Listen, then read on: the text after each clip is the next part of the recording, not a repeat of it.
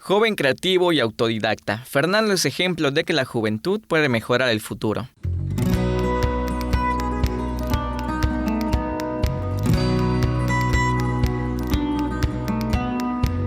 Fernando hizo historia al ser seleccionado para modelar de forma digital la explicación de un proyecto canadiense que propone mejorar la producción de alimentos en el espacio. Pareciera casualidad, pero al joven lo monitorearon los científicos e ingenieros a cargo del proyecto, que compite en el Deep Space Food Challenge, organizado por la Agencia Espacial Canadiense y la NASA.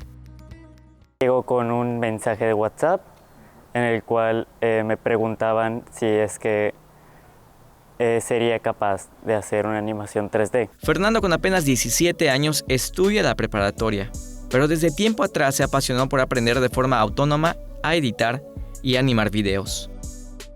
Lo hacía como hobby, era un pasatiempo el cual sigo teniendo hasta la fecha, en el cual simplemente me dedicaba a modelar por diversión y prácticamente de todo, mayoría objetos inanimados, básicamente era para aprender todo este proceso. El reto fue mayúsculo, plantearon un escenario complicado, pero que de lograrse, su contribución cambiaría la vida de los astronautas y posiblemente la vida de miles o millones de personas.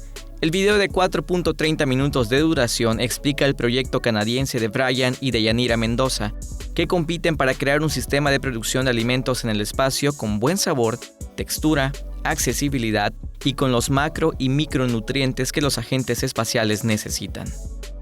Utilicé un software gratuito que se llama Blender, el cual es con el que había aprendido a modelar y animar. La mayor complicación fue el tema de la animación de personajes.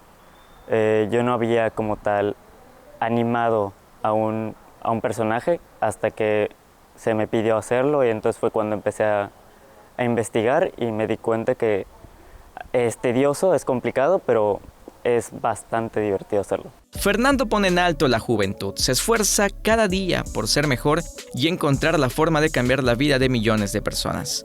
El ganador del Deep Space Food Challenge se dará a conocer en 2024, aunque el joven marcó su vida e hizo historia al demostrar que en Yucatán sobra talento. Con imágenes de Juan Velázquez y Joaquín Martínez, César Gómez, Teleyucatán te informa.